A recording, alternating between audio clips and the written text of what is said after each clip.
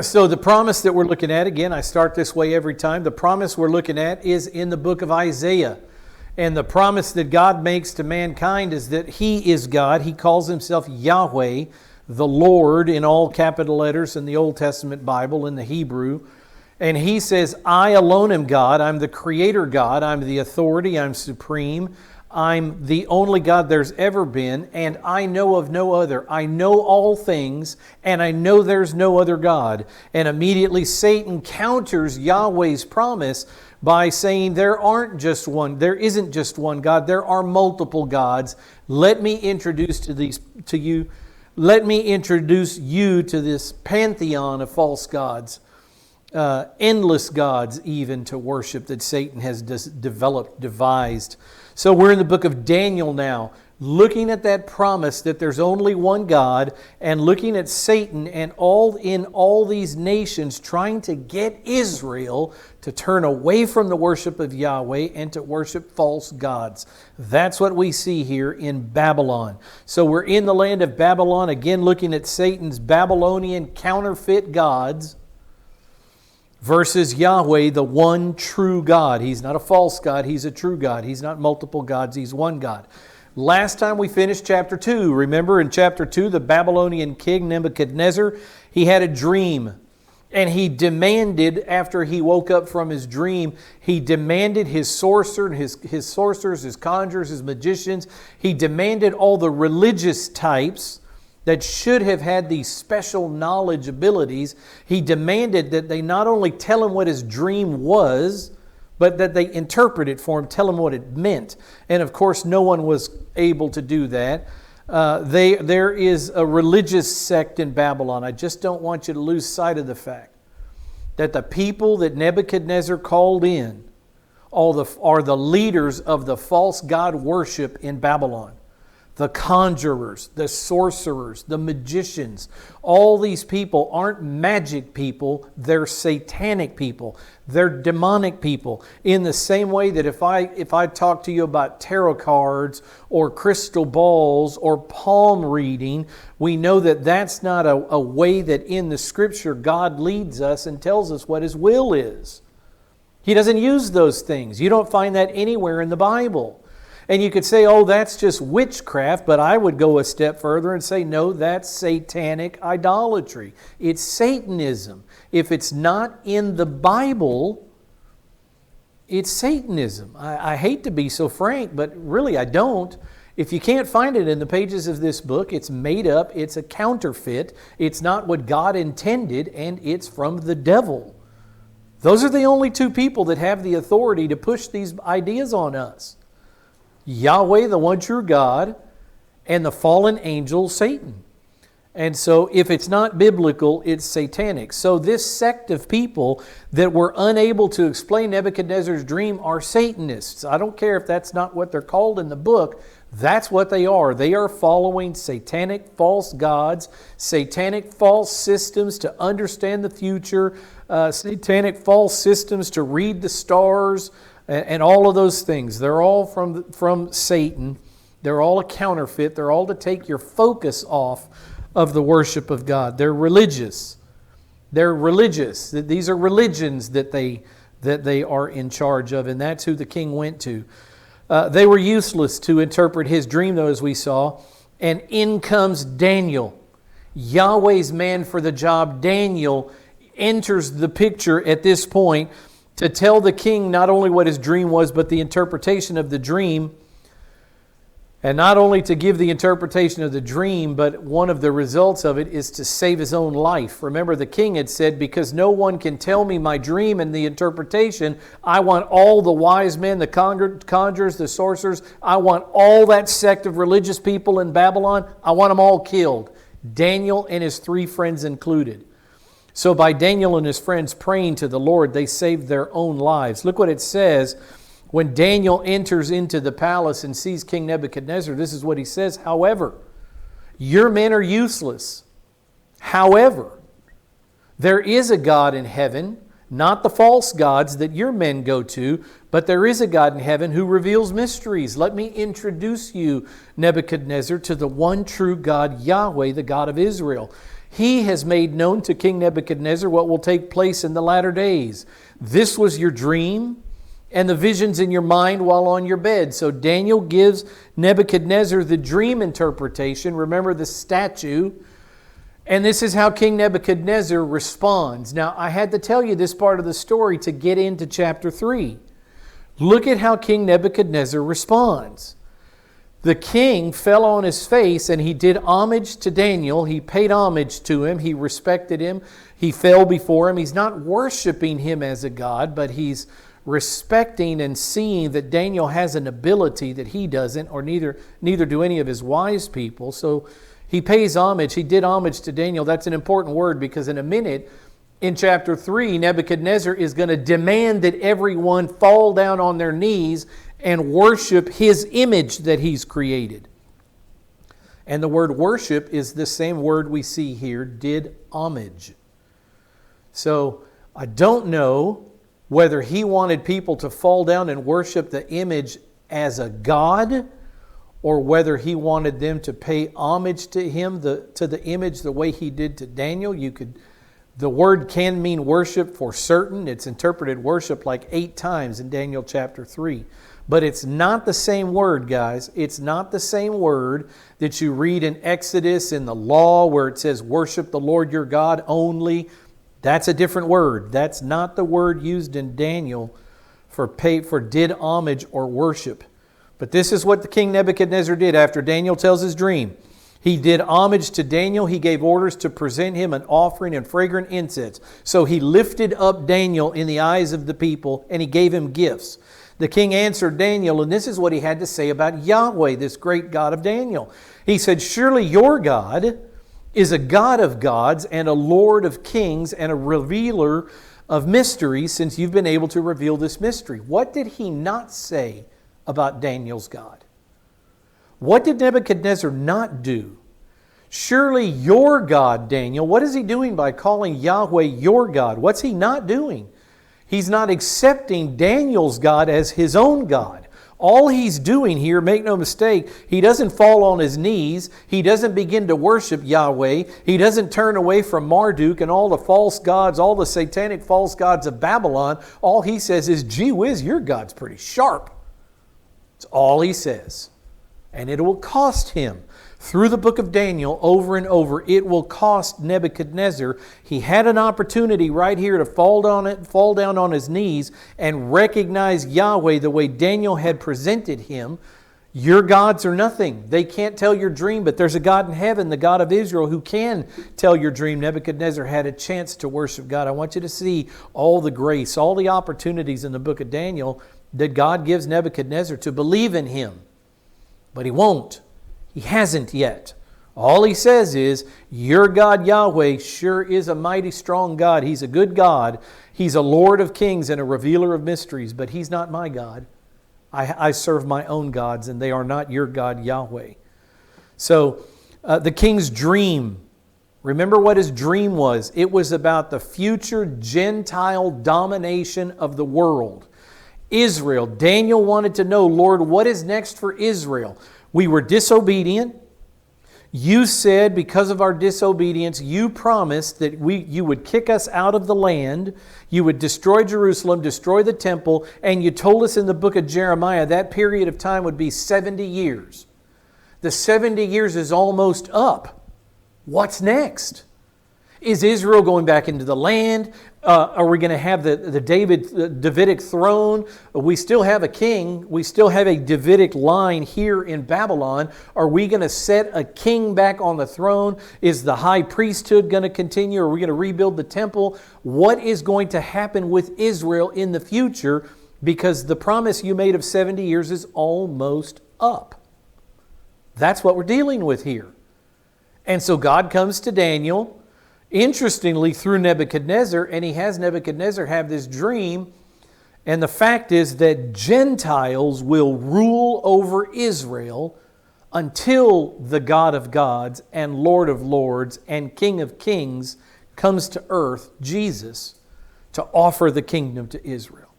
For all that time, Gentiles would rule. And that's what the dream is about. The dream has a head of gold. Who was the head of gold in Nebuchadnezzar's dream? It was Babylon, and him specifically. It was Nebuchadnezzar. He was represented as the head of gold.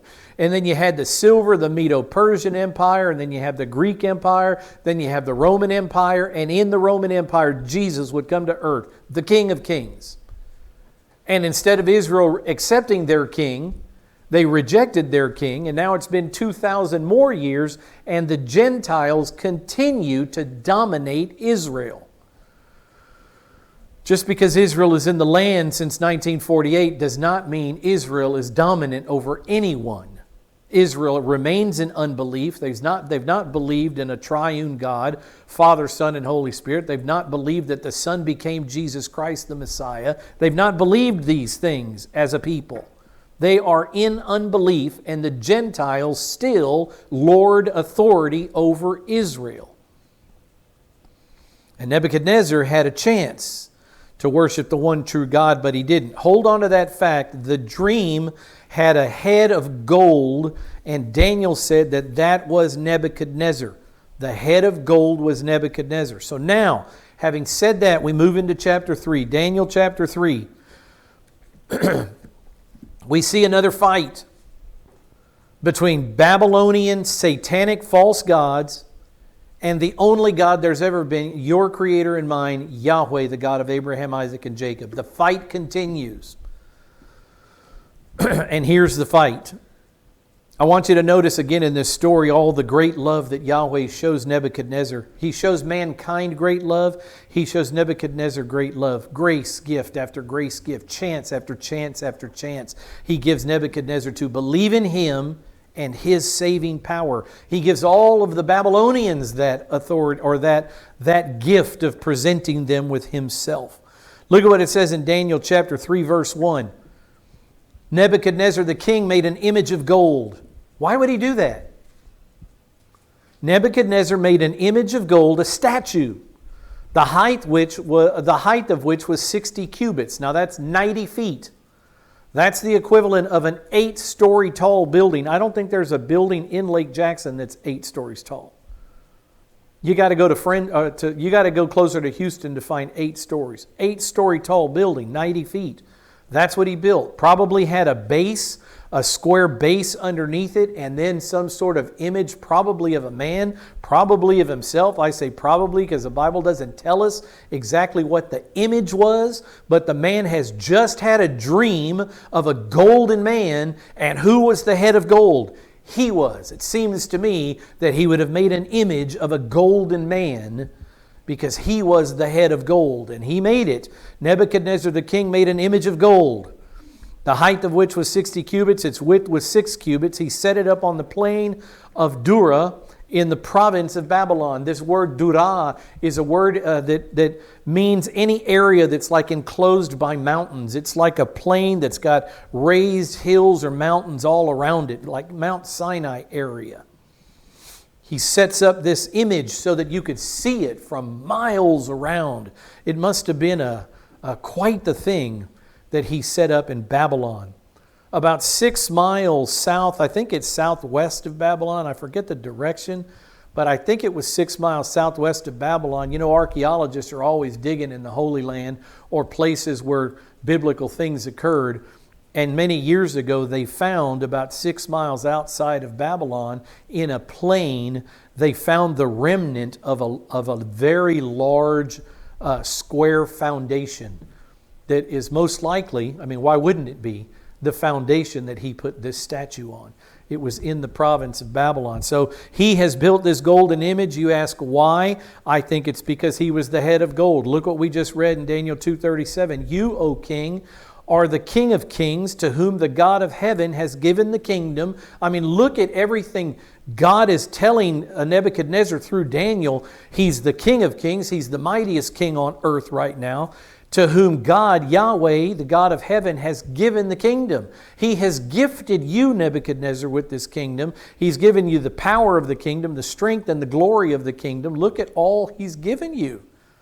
And now you know that He's able, He's more powerful and omnipresent, omniscient, omnipotent, all those things greater than your gods. Fall on your knees and worship Him.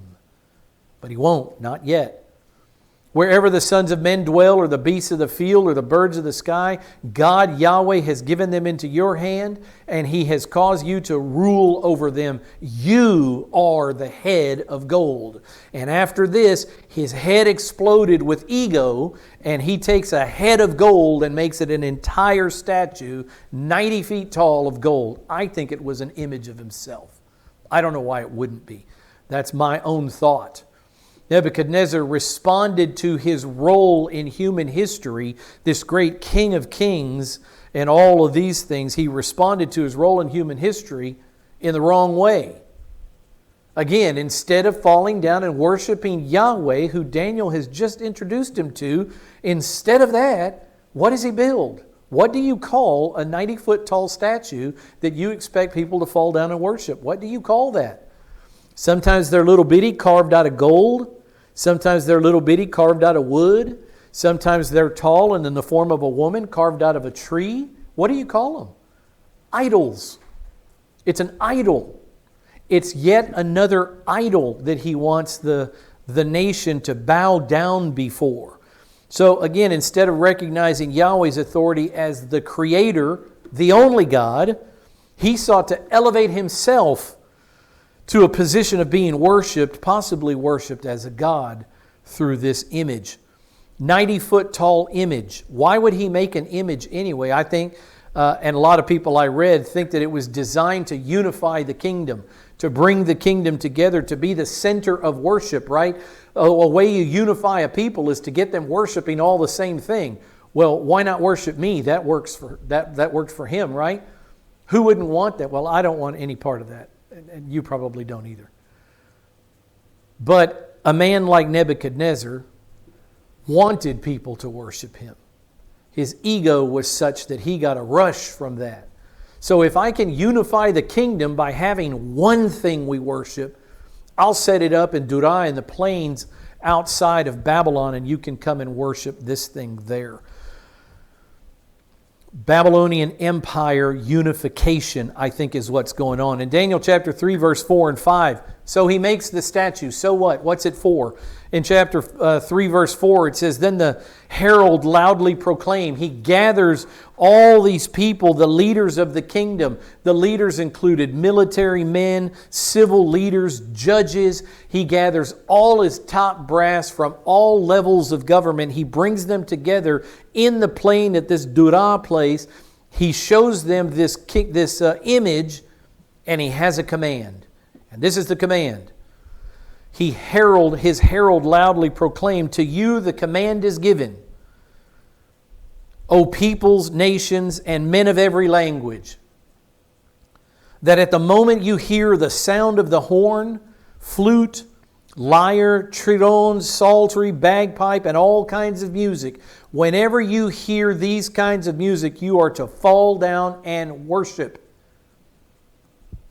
Which is interesting because in the Christian world there is no call to worship like that.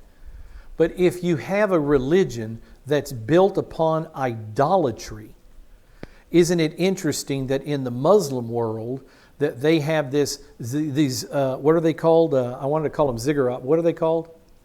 The towers. Yeah, I'm right on it. Anyway, they have these towers, and several times throughout the day they blast this music. And when you hear the music, what are you supposed to do? Roll out your little prayer rug and fall down on your knees. That is pagan. That is pagan. You can fall down on your knees before your God anytime you want to. You don't have to wait for anybody's call of worship. This is pagan. It's interesting that Islam is very much like Nebuchadnezzar's call to worship with this music. So whenever you hear all this music, you're to fall down and worship the golden image that Nebuchadnezzar the king has set up. Again, the word worship. Here it is, it's the word segib, S-E-G-I-B, segib. It's not the word for worship, which is the word haya, Y-A... It's a W, but I want to say Y. Y-A-W-A-H, Haya, or H-A-Y-A-H, but that's a W in the middle there. Haya, which means to worship the Lord your God. I'm the Lord your God, you should worship me, have no other gods before me, uses a different word. But this word segid means to pay homage or to worship. It definitely can mean to worship. This is the only place in the Old Testament it's used, in the book of Daniel chapter 3. So it's hard to go outside of the book, outside of Daniel, and say this is how God used it in different places, because there are no other places He used it. It's used in the book of Daniel. It certainly can be, it can mean to worship or simply to swear allegiance to. I'm just going to have to tell you, you pick one. You pick what it is that Nebuchadnezzar, with the swollen head, being introduced to his Creator, face to face with his Creator in the person of Daniel as the representative, a God who can tell your dreams, who knows your thoughts while you lie on your bed when nobody else does, a God who gave you those thoughts. He knew that this was a message from God. He knew it. That's why He wanted everybody to come and tell Him what it was. He knew it was important. He knew it was a dream-type vision where he was getting information. Yahweh's the one that gave him the information, but yet he still won't bow down. And a man like that, I would think, when he makes his golden image, after he's been told you're the King of Kings and all of these things, you're the head of gold, I think he just puffed up, because that's what men do. I think he puffed up beyond what he should have, and he made an image and he expected people to worship it. You read that anywhere else in the Bible? Is there any other man who will make an image and expect humanity to worship it? Or is this the only time that's ever happened? So maybe it's true and maybe it's not, but men typically don't ask people to worship them.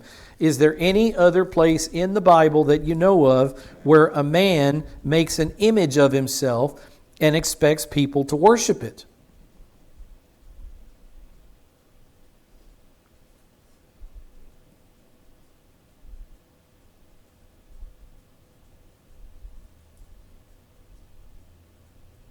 Do you not remember that while I was still with you, I was telling you these things? And you know what restrains him now, so that in his time he will be revealed. I'm in 2 Thessalonians chapter 2. Who am I talking about?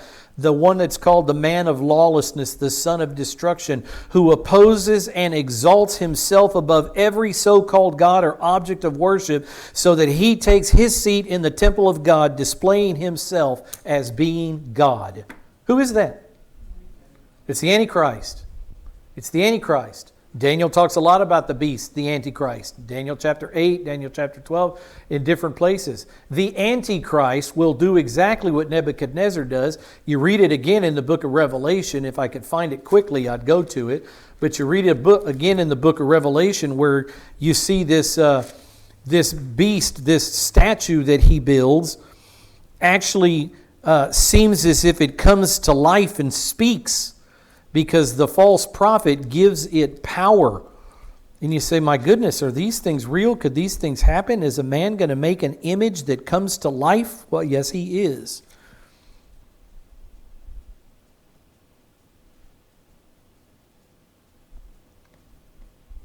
Oh, I wish I could find it easily.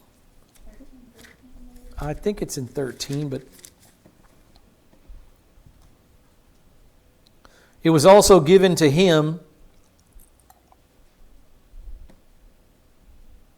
Listen to what this book says about him. I'm in Revelation 13. The dragon stood on the sand of the seashore. This is Satan. Then I saw a beast coming up out of the sea, having 10 horns and 7 heads, and on his horns were 10 crowns, and on his heads were blasphemous names. This is Antichrist. The beast, he's called the beast in the book of Daniel and here in Revelation. The beast which I saw was like a leopard. His feet were like those of a bear. His mouth like the mouth of a lion. The dragon gave him his power. Satan gave Antichrist his power and his throne and his great authority. Not God, Satan. Satan does all this.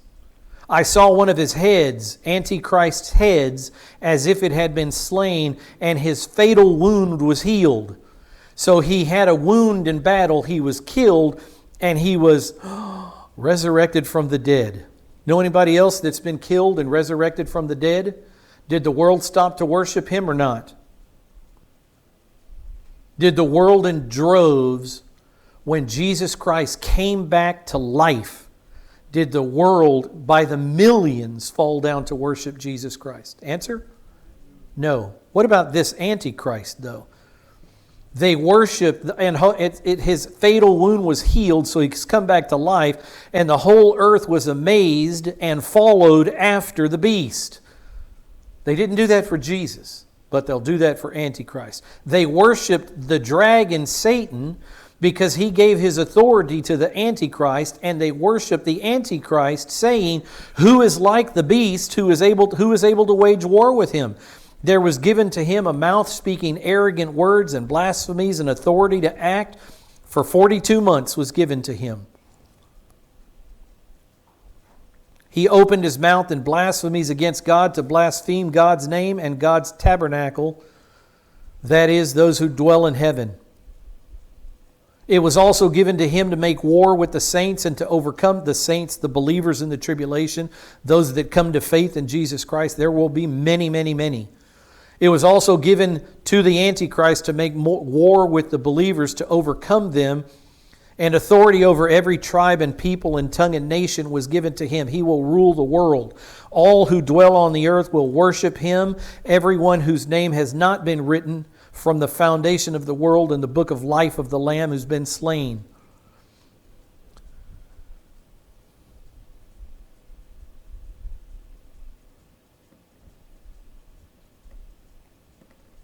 I saw another beast coming out of the earth.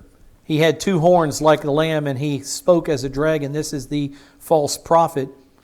He exercised all the authority of the first beast in his presence, and he makes the earth and those who dwell in it to worship the first beast whose fatal wounds were healed. I got to get back to Daniel. It's in there somewhere. This image that he sets up into the temple to be worshipped as God. He sets himself up to be worshipped as God. I don't see any problem thinking that Nebuchadnezzar has set himself up to be worshipped as God.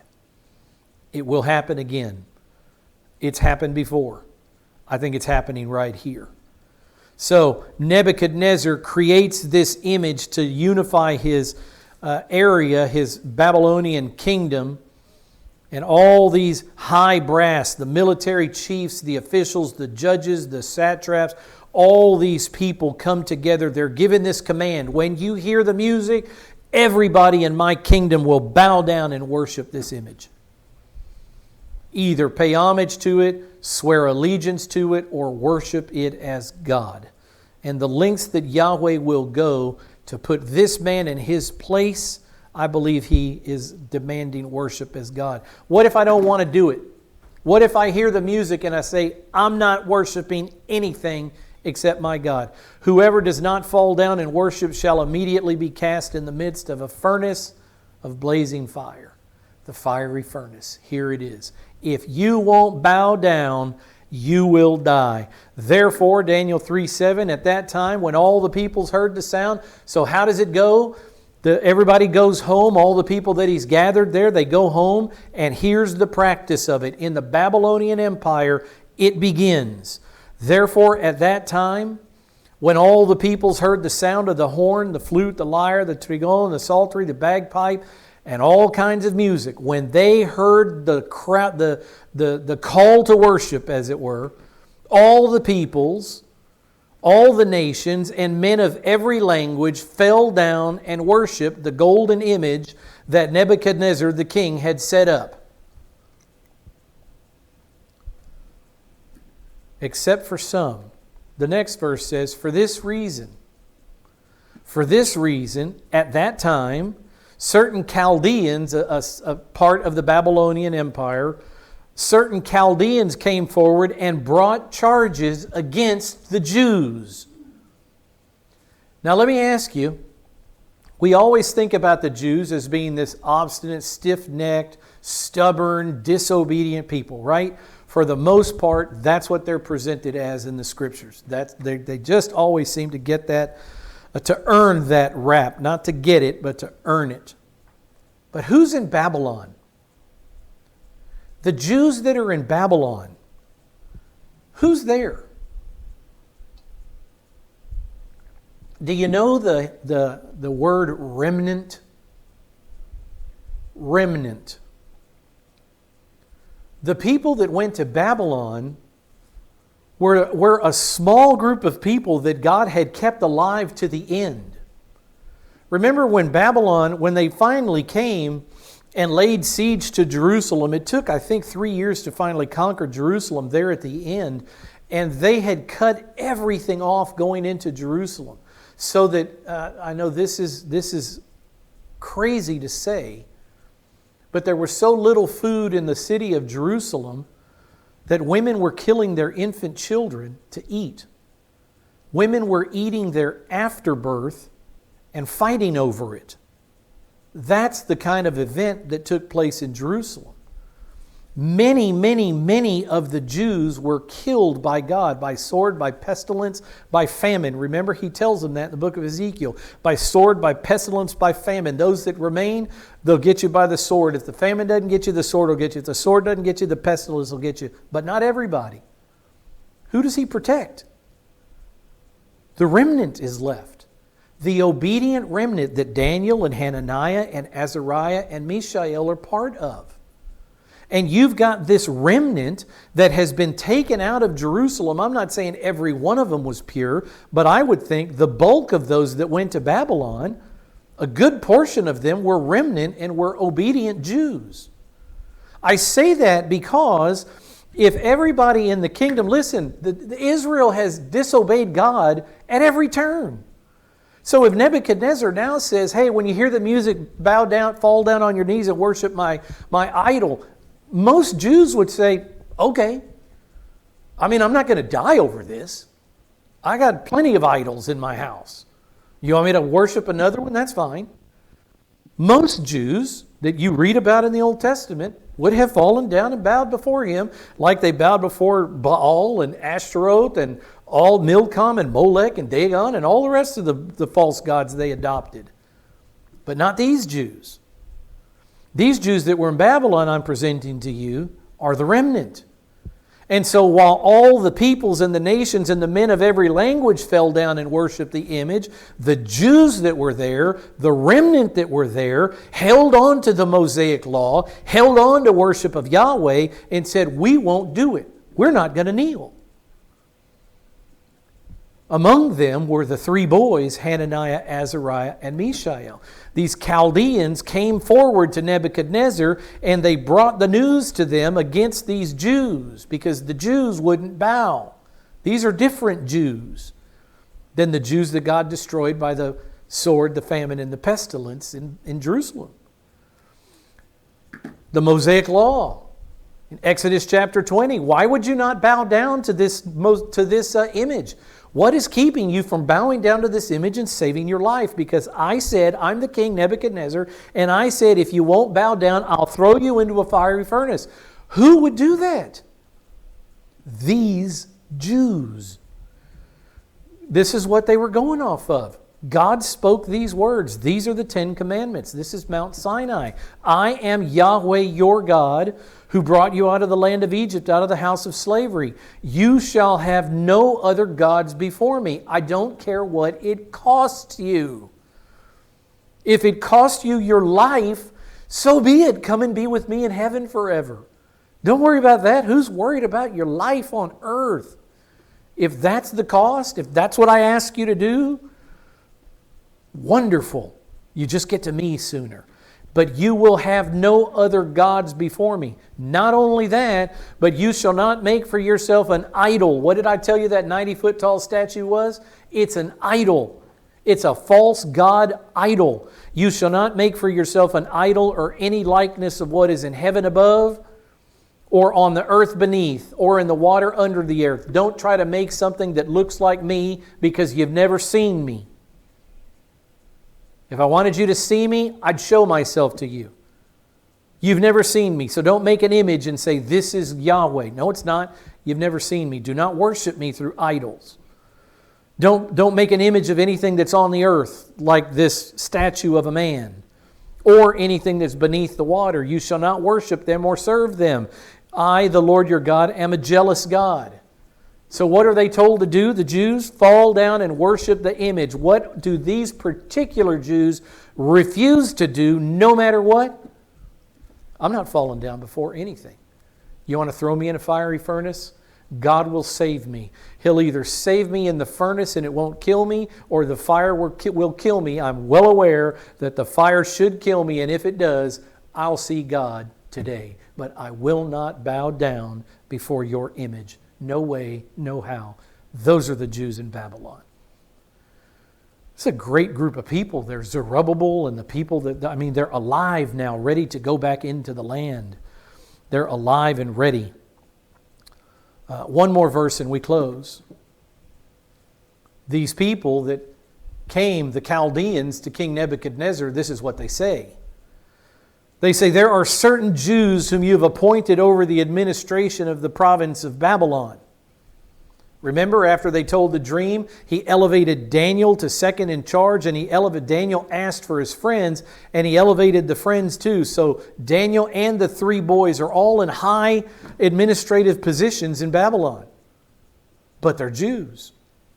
There are certain Jews whom you, Nebuchadnezzar, have appointed over the administration of the province of Babylon, namely Shadrach, Meshach, and Abednego. These men, these are the Jewish boys, Hananiah, Azariah, and Mishael. Their names were changed by the Babylonians. These men, O king, have disregarded you.